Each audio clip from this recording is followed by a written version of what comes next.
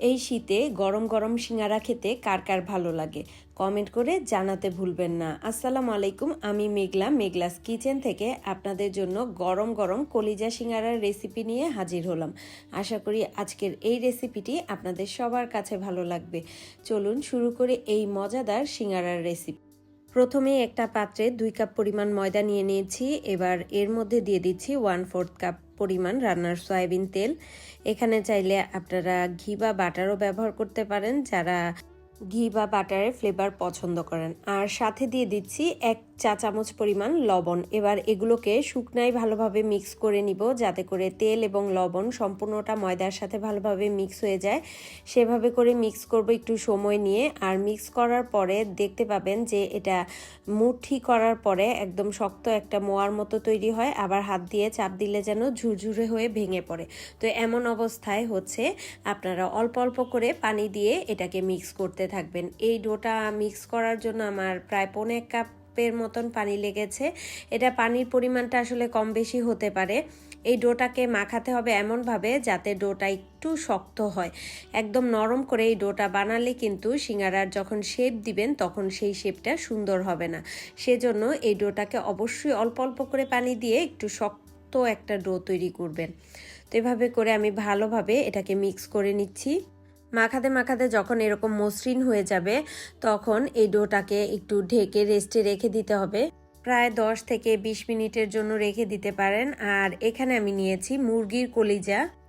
আপনারা যে কোনো কলিজা নিতে পারেন। এখানে আমি যেহেতু অনেকেই মুরগির কলিজা খেতে পছন্দ করে না, বিশেষ করে আমার বাসায়, তো আমি মুরগির কলিজাগুলো জমিয়ে রেখে দিই, তারপর একসাথে করে সেগুলোকে হচ্ছে অন্য কোনো কাজে লাগাই। যেমন এই সিঙ্গারা বানাচ্ছি, তো এখানে ছোট ছোট টুকরো করে আমি কেটে নিয়েছি। এখানে 1 টেবিল চামচ পরিমাণ ভিনেগার আর 1 চা চামচ পরিমাণ লবণ দিয়ে এটাকে খুব ভালোভাবে মেখে নিচ্ছি, যাতে কলিজার যে একটা এক্সট্রা গন্ধ থাকে সেটা দূর হয়ে যায়। এভাবে প্রায় 10 মিনিটের জন্য আমি রেখে দিয়েছিলাম। এবার হচ্ছে এটাকে খুব ভালোভাবে ওয়াশ করে নিয়েছি, দেখতে পাচ্ছেন একদম ক্লিন হয়ে গিয়েছে। এবার অন্য একটা পাত্রের মধ্যে আমি হচ্ছে 1/4 কাপ পরিমাণ রান্নার সয়াবিন তেল দিয়ে দিয়েছি। আর এর মধ্যে আমি প্রায় 1/4 কাপের মতন পেঁয়াজ কুচি দিয়ে দিব। পেঁয়াজটাকে ভেজে কিছুটা নরম করে নিয়ে এবার এর মধ্যে 1 টেবিল চামচ পরিমাণ আদা রসুন বাটা দিয়ে দিচ্ছি। এখানে দিচ্ছি 1 চা চামচ পরিমাণ লবণ, 1 চা চামচ পরিমাণ হলুদের গুঁড়া, 1 চা চামচ পরিমাণ মরিচের গুঁড়া, 1 চা চামচ পরিমাণ ধনিয়ার গুঁড়া, 1 চা চামচ পরিমাণ জিরার গুঁড়া। এবার এগুলোকে একটু মিক্স করে নিচ্ছি যাতে পুড়ে না যায়, সেজন্য একটু নেড়ে চেড়ে তেলের সাথে ভালোভাবে মিক্স করে দিচ্ছি। আর দিচ্ছি 1 চা চামচ পরিমাণ গরম মশলার গুঁড়া। এবার এর মধ্যে সামান্য পরিমাণ পানি দিয়ে দিব, যাতে মশলাটা নিচে লেগে না যায় বা পুড়ে না যায়। তো এবার ভালোভাবে মিক্স করে নিচ্ছি। আর তেলটা ভেসে আসা পর্যন্ত আমি এটাকে নেড়ে চেড়ে রান্না করতে থাকবো।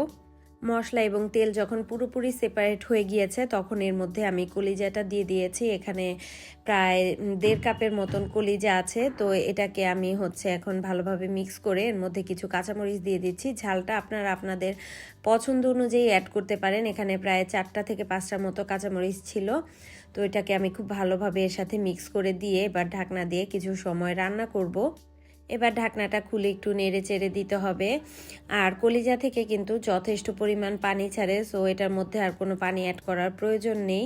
তো একটু ভালোভাবে নেড়ে চেড়ে আবারও আমি ঢাকনা দিয়ে রান্না করব। তবে তার আগে আমি এর মধ্যে অ্যাড করব আলু। এখানে প্রায় আমি 1.5 কাপের মতন আলু সিদ্ধ করে তারপর সেটাকে আধা ভাঙা করে নিয়েছি। আপনারা চাইলে আলুটাকে স্কোয়ার শেপে কেটে তারপরেও অ্যাড করতে পারেন। আমার কাছে এটাই ইজি মনে হয়েছে, এজন্য আমি হচ্ছে সিদ্ধ করে নিয়ে তারপর হাতের সাহায্যে একটু আধা ভাঙা করে নিয়েছি আলুটাকে, তারপর এর মধ্যে অ্যাড করে দিয়েছি। এবার এর সাথে ভালোভাবে নেড়েচেড়ে মিক্স করে দিচ্ছি। এরপর ঢাকনা দিয়ে আবারও কিছু সময় রান্না করব। মাঝখানে আমি ঢাকনা তুলে কয়েকবার এটাকে নেড়ে চেড়ে দিয়েছি। আর এখন হচ্ছে ফাইনালি আপনাদের সাথে শেয়ার করছি, তেলটা কিন্তু অটোমেটিক্যালি এখান থেকে সেপারেট হয়ে গিয়েছে, দেখতে পাচ্ছেন।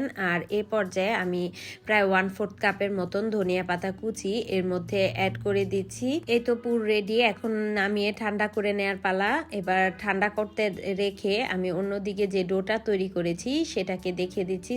সেটা কিন্তু সেট হয়ে গিয়েছে। আর পুরোপুরি শক্ত থেকে কিছুটা নরম হয়ে গিয়েছে। তো এবার এটাকে আরও কিছুক্ষণ আমি একটু ভালোভাবে মেখে নিচ্ছি। এরপর এর থেকে লেচি কেটে নিতে হবে যতটুকু সম্ভব। তো আপনারা কতটুকু সাইজের সিঙ্গারা চান ঠিক অতটুকু করে ডোটা কেটে নেবেন।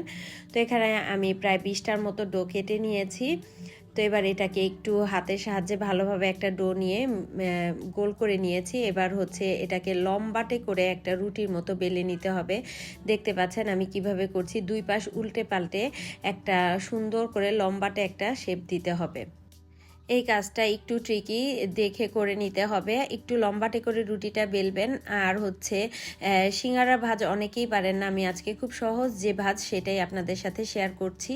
এখানে লম্বা রুটি করা হলে মাঝখান বরাবর ছুরি দিয়ে আমি কেটে নিয়েছি। তারপরে যে রুটিটা সেটার নিচের যে কাটা অংশটা সেখানটায় আমি ভাজ করে নিয়েছি। এরপরে হচ্ছে এই জায়গাটাতে দেখতে পাচ্ছেন খুব সুন্দরভাবে পকেট তৈরি হয়েছিল, সেখানে হচ্ছে আমি মাংসের পুরটা ঢুকিয়ে দিয়ে তারপর সিল করেছি উপরের দিকটা টেনে। আবারও দেখিয়ে দিচ্ছি, এখানে একটা কোণ আকৃতি তৈরি করে নিচ্ছি দেখতে পাচ্ছেন হাতের সাহায্যে। আর এখানে একটা পকেট তৈরি হয়েছে, এই পকেটের মধ্যেই আপনারা আপনাদের পছন্দ মতো পুরটা দিয়ে নেবেন। বাসায় সিঙ্গারা তৈরি করলে আসলে পুরের টেস্টটা নিজের মতো করে তৈরি করা যায়। দেখতে পাচ্ছেন আমি মুখটা কিভাবে সিল করে দিয়েছি। আর এই তো আমার সিঙ্গারা রেডি। তো এভাবে করেই কিন্তু আপনারা সিঙ্গারা তৈরি করে নিতে পারেন। তো আমি এখানে কিছু সিঙ্গারা তৈরি করে নিয়েছি। এবার এটাকে হচ্ছে তেলে দিব। আর তেলের টেম্পারেচারটা একদম লো থাকবে, আর চুলার আঁচটাও কিন্তু লো মিডিয়ামে রেখে সিঙ্গারাগুলো ভেজে নিতে হবে। দেখতে পাচ্ছেন তেলটা কিন্তু একদমই বেশি গরম হয়নি। সিঙ্গারা দেওয়ার কয়েক সেকেন্ড পরে দেখতে পাবেন যে হচ্ছে তেলটা থেকে বুদবুদ উঠছে। তো এই পর্যায়ে তো সিঙ্গারাগুলোকে নাড়া যাবে না, যখন একদম পুরোপুরি তেলটা ভালোভাবে গরম হবে তখন সিঙ্গারাগুলোকে একটু নাড়িয়ে দিতে হবে। আর মাঝখানে কিছু সময় পর পর একটু উল্টে পাল্টে দিতে হবে। তো এই যে দেখতে পাচ্ছেন সিঙ্গারা কিন্তু অলরেডি কালার আসা শুরু হয়েছে। যারা এরকম লাইট কালার চান তারা কিন্তু এ পর্যায়ে তুলে নিতে পারেন। সিঙ্গারা কিন্তু অলরেডি রেডি, কিন্তু আমার হচ্ছে একটু ডার্ক কালারের সিঙ্গারা পছন্দ, সেজন্য আমি এটাকে আরেকটু সময় ভেজে নিব। আমার পছন্দ মতো কালার চলে এসেছে। তো এই পর্যায়ে আমি সিঙ্গারাগুলোকে তুলে নিচ্ছি। দেখতে পাচ্ছেন আমি একটু ডার্ক ব্রাউন করেই সিঙ্গারাগুলোকে ভেজে নিয়েছি। এবার সবকটা সিঙ্গারা তুলে নিচ্ছি। পরবর্তী ব্যাচে সিঙ্গারা ভাজার আগে অবশ্যই চুলাটা বন্ধ করে তেলের টেম্পারেচারটা কমিয়ে তারপর সিঙ্গারাগুলো দিবেন। তা না হলে কিন্তু দেওয়ার সাথে সাথেই সিঙ্গারার উপরের লেয়ারটা পুড়ে যাবে আর ভেতরের যে রুটিটা সেটা কিন্তু কাঁচা থেকে যাবে। সো এই জিনিসটা খেয়াল করে অবশ্যই ভাজবেন, তাহলেই দেখবেন সিঙ্গারা একদম পারফেক্ট চলে এসেছে। তো এভাবে করেই আমি সেকেন্ড বেচটা কিন্তু ভেজে নিচ্ছি। আর যারা সিঙ্গারা ফ্রোজেন করতে চান তারা একটা ছড়ানো প্লেটে এভাবে সিঙ্গারাগুলো ডিপে রেখে দিবেন। তারপর 30 মিনিট পরে বের করে জিপলক ব্যাগে রেখে 1 মাসের মতো সংরক্ষণ করতে পারবেন। আর যে কোনো সময় কিন্তু এই গরম গরম সিঙ্গারাগুলো এনজয় করতে পারবেন। এই গরম গরম মজাদার সিঙ্গারা খেতে খেতে আজকে আমি আপনাদের থেকে বিদায় নিয়ে নিচ্ছি। তবে আপনাদের কাছ থেকে আমি ফিডব্যাক আশা করছি। আপনারা যদি কেউ বাসায় তৈরি করেন আমাকে কিন্তু কমেন্ট করে জানাতে ভুলবেন না আপনাদের সিঙ্গারাগুলো কেমন হয়েছিল বা আপনাদের কাছে খেতে কেমন লেগেছে। আমার তো সিঙ্গারা ভীষণ পছন্দ, তবে বাসায় তৈরি করা বাহিরের সিঙ্গারার যে টেস্ট বাসার সিঙ্গারার সাথে সেটার তুলনাই হয় না। তো আজকে এ পর্যন্তই। আপনারা সবাই ভালো থাকবেন, আমার এবং আমার পরিবারের জন্য দোয়া করবেন। আল্লাহ হাফেজ।